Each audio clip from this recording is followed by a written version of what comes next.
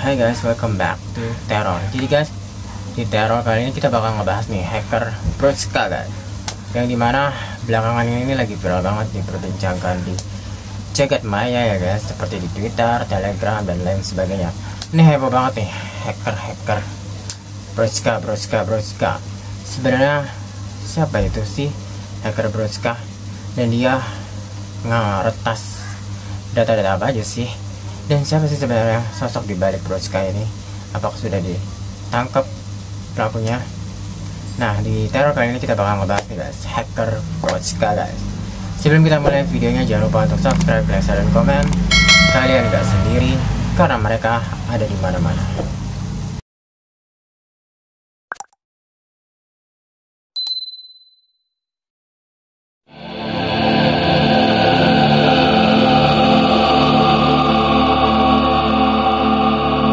So guys, Brodsky ini merupakan sosok yang saat ini menghebohkan dunia internet dan membuat pemerintah Indonesia mulai ketar-ketir nih guys. Brodsky adalah hacker yang diduga meretas situs Kementerian Komunikasi dan Informatika atau Kominfo.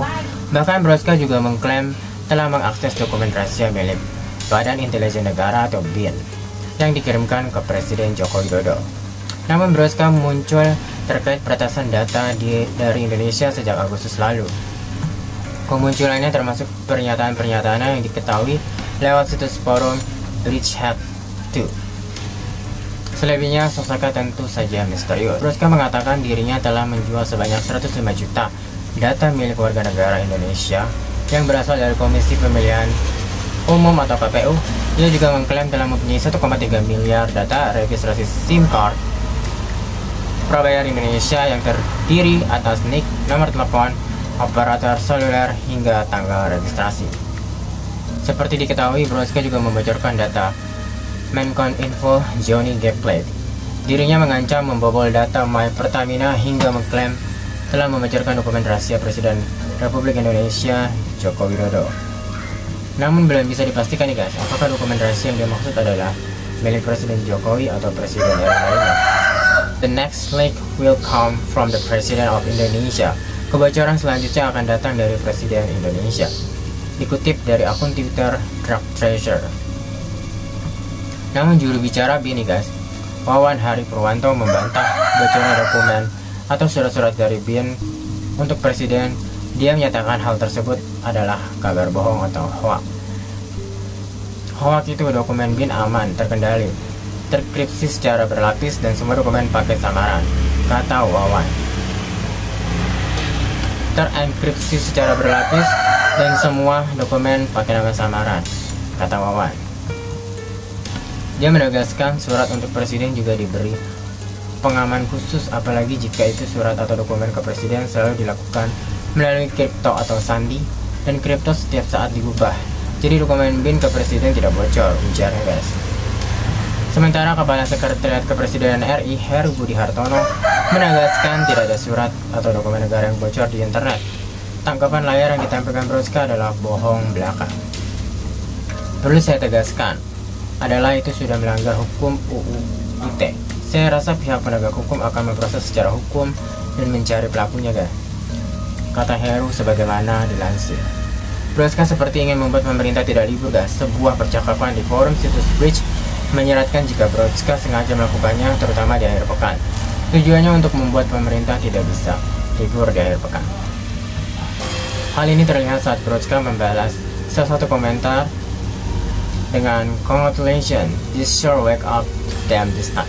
Selamat, ini bakal bikin mereka melek nanti malam, ungkap user tersebut guys. Brodsky lalu membalas dengan jawaban demikian, "Yeah, that's my goal, so they cannot have a vacation on the weekend." Ya, memang itu tujuannya, supaya mereka nggak bisa libur dari pekan guys. Brodsky diduga mendoxing Menkominfo. Brodsky sedang viral lantaran telah meretas 1,3 miliar data pendaftaran SIM card milik masyarakat Indonesia. Tak hanya itu, Brodsky juga melakukan aksi lainnya seperti membocorkan data Menteri Komunikasi dan Informatika Johnny G. Plate. Hal itu ia lakukan ketika Johnny G. Plate sedang berulang tahun. Brodsky menulis ucapan selamat ulang tahun di grup Telegram dengan nama Brodsky News, Happy Birthday. Kemudian Brodsky melampirkan sejumlah data pribadi yang diduga milik Pak Johnny ini guys. mulai dari nik, nomor kartu keluarga, alamat, nomor telepon, nama anggota keluarga, hingga ID vaksinnya Pak Joni ini guys. Sebenarnya data-data apa aja sih guys yang diretas si Brodska ini? Jadi guys, yang pertama itu ada kebocoran data pelanggan IndiHome. Brodska mengaku mengantongi 26 juta data pengguna IndiHome. Datanya mencakup keyboard, email, nama, jenis kelamin, hingga nomor induk kependudukan atau NIK.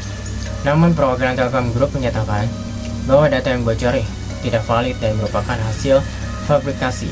Menurut Ahmad Reza, SVP Corporation Communication and Investor Relation Telkom, Telkom tidak menggunakan email @telkom.net baik untuk kepentingan perusahaan maupun layanan bagi pelanggannya guys. Jadi fungsinya bukan sebagai email, jelas saja. Lalu yang kedua nih guys, kebocoran 1,3 data registrasi SIM card nih yang tadi udah dibilang. Brodska kembali menjadi aktor di balik bocornya 1,3 miliar data registrasi SIM card yang disebut milik Kementerian Komunikasi dan Informatika Kominfo. Data tersebut dijual seharga 500 US dollar ribu atau sekitar 745,6 juta rupiah guys. Data sebesar 87 giga diklaim berisi NIK, nomor ponsel, provider telekomunikasi, dan tanggal registrasi. Namun sampai sekarang teka-teki sumber kebocoran data tersebut belum diketahui. Pasalnya Kominfo menyebut sampel data yang tersebar bukan dari pihaknya. Pihak Kementerian Kominfo sendiri mengaku telah bertemu dengan berbagai pihak, termasuk diantaranya operator seluler dan Dukcapil Kementerian Dalam Negeri membahas masalah dugaan kebocoran data SIM card tersebut guys. Lalu guys, berikutnya ini yang ketiga ada membocorkan data KPU.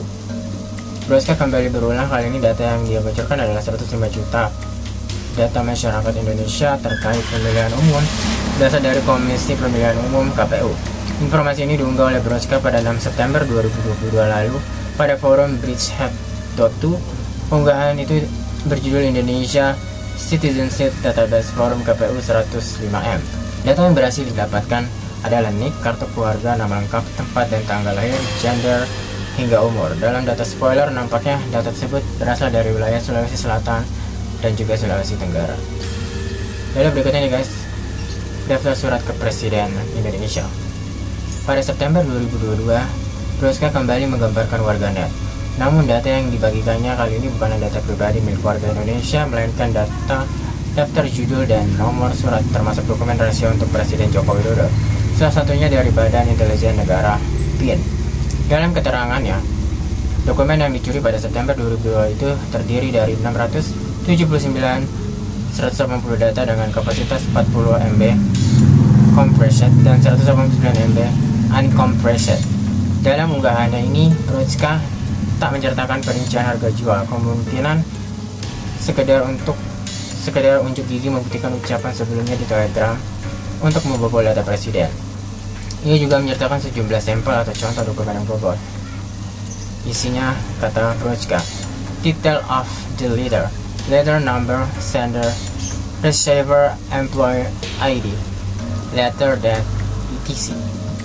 Dan berikutnya ada doxing pejabat publik nih guys. Setelah beberapa kali menyebar data sensitif di Bridgehead Forum, Brodska kemudian membagikan data pribadi yang diduga milik sejumlah pejabat publik Indonesia melalui grup Telegram guys. Grup Telegram miliknya. Aksi doxing ini Brodska dilakukan sepanjang akhir pekan lalu, dari tanggal 10 hingga 11 September 2022, yang dimulai dari data Menteri Komunikasi dan Informatika Menkominfo Johnny G. Plate. Di tengah momen ulang tahun Menkominfo, Brodska berulang memanfaatkan kesempatan Johnny diketahui berulang tahun pada Sabtu 11 September 2002 lalu. Dia menuliskan Happy Birthday guys di grup Telegram Bridgecarnif. Berbarengan dengan itu, Brodska melampirkan sejumlah data pribadi yang diduga milik Johnny Clegg. Data tersebut antara lain NIK, nomor kartu keluarga, alamat, nomor telepon, nama anggota keluarga, hingga ID vaksin tuh guys yang tadi aku bilang. Tapi selain Pak Johnny ini nih guys yang diretas akunnya, itu ada pejabat yang lain guys. Jadi tuh seperti Puan Maharani, Ketua Dewan Perwakilan Rakyat, Samuel Abrizani, Pengharapan Direktur Jenderal Aplikasi Informatika Kominfo Luhut Binsar Panjaitan, Menteri Koordinator Bidang Kemaritiman dan Investasi Indonesia juga, serta Erick Thohir nih guys, Menteri Badan Usaha Milik Negara BUMN. Data pribadi milik pejabat publik yang dibagikan di grup Telegram meliputi nama lengkap, nomor KTP, nomor KK, nama orang tua, alamat rumah, tempat dan tanggal lahir, status agama, riwayat pendidikan, dan sebagainya. Aksi Brochka pun mendapat beragam tanggapan dari berbagai yang dipaparkan data pribadinya. Seperti Mahmud MD yang jadi salah satu pejabat publik yang data pribadi diberikan oleh hacker Brochka. Mahmud mengatakan banyak yang menghubungi dia dan memberitahu data pribadi miliknya dibocorkan oleh Brochka. Dia pun memilih untuk tak mengambil pusing dan tak ingin tahu soal tersebut. Banyak yang japri saya bahwa data pribadi saya dibocorkan oleh Brochka hacker. Saya tak ambil pusing dan tak ingin tahu. Tweet dia yang dikutip dari akun @mahmud_md. Sebab menurutnya data pribadi yang disebar bukan rahasia dan bisa diambil serta dilihat di Wikipedia Google. Di samping belakang buku-buku yang ia tulis dan di LHKPN KPK. Data pribadi saya terbuka, tak perlu dibocorkan, ucapnya guys. Menteri BUMN Erick Thohir pun juga ikut buka suara guys. Ia menyebut bahwa jika dulu yang namanya kriminalitas adalah orang mengambil barang masuk rumah, sekarang mengambil data. Seperti kemarin data saya dibocorkan, nomor teleponnya, agama saya, agama sebagai agama Islam kemarin dibocorkan orang tua saya Muhammad Thohir, kata Erick. Hanya saja data yang dicuri lalu dibocorkan ke publik itu tidak semuanya benar. Seperti pendidikan terakhir Erick Thohir yang disebut Brochka adalah hanya lulusan SMA. Ada catatan sedikit, cuma lulusan SMA, mestinya universitas, tuturnya guys. Wow. Jadi sebenarnya siapa sih sosok Brochka ini guys? Jadi pria asal Madiun ini guys menjadi tersangka atas kasus hacker Brochka nih guys.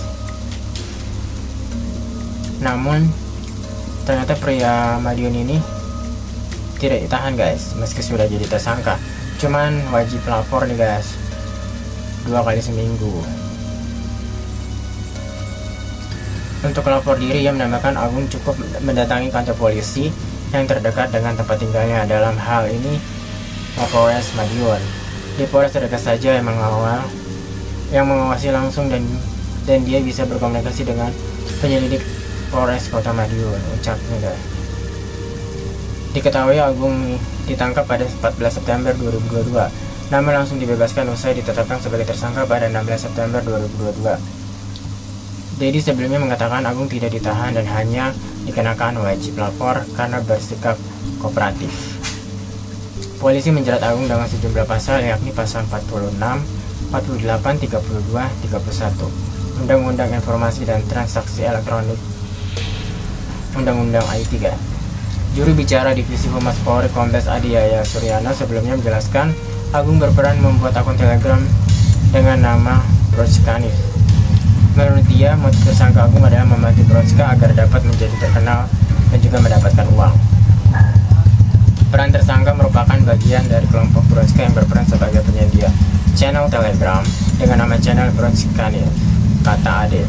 Ade mengatakan Agung juga pernah mengunggah 3 postingan terkait Brochka dalam akun Telegram itu pada 8 hingga 10 September 2002 lalu. Agung menyebarkan unggahan Brochka yang bertuliskan "Stop being idiot. The next leaks will come from the President of Indonesia dan to support people who are stabling by holding demonstration in Indonesia regarding the price for oil. I will publish my Pertamina database soon." Brochka menjadi sorotan karena diduga telah meretas sejumlah data dan situs resmi pemerintahan. Sosok Brochka juga turut melakukan doxing terhadap beberapa pejabat publik. Wow, jadi udah ada yang jadi tersangka nih guys, pria asal Madiun. Bahkan ibunya pun nggak tahu nih kalau dia ini terlibat kasus hacker Brochka ini. Yang ibunya tahu tuh anaknya itu cuman ya jualan es gitu-gitu guys. Bahkan di rumahnya pun nggak ada komputer. Tapi ternyata pria asal Madiun ini sudah ditetapkan menjadi tersangka atas hacker Brochka. Namun dia ditetapkan tersangka nggak ditahan guys, cuman kayak wajib lapor doang. Dan statusnya ini dia cuma membantu Brochka guys. Berarti Brochka yang aslinya tuh belum benar-benar ketangkap dong guys, artinya kalau kayak gitu. Lalu siapa sebenarnya Brochka ini guys? sebenarnya.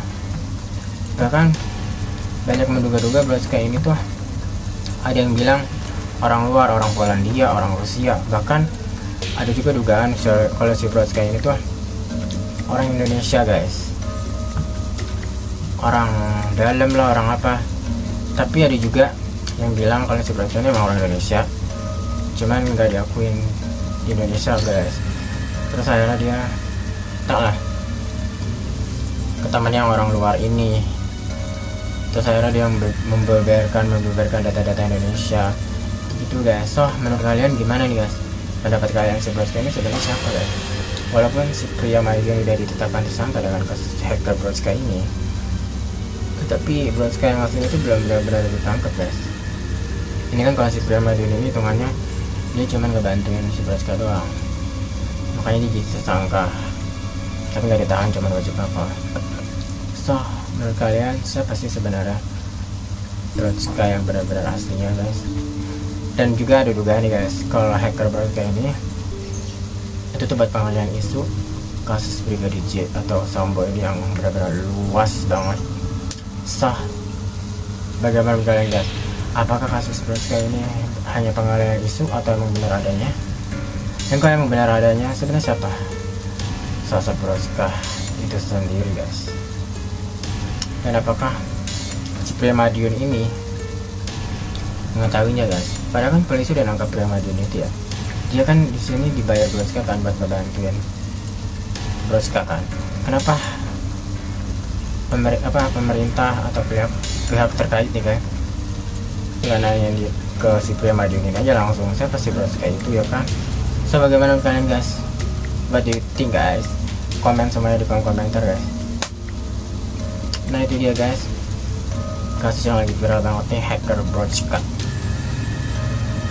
Semoga kalian suka sama videonya. Jangan lupa untuk subscribe, like, share, dan komennya. See you di teror berikutnya guys. Bye bye.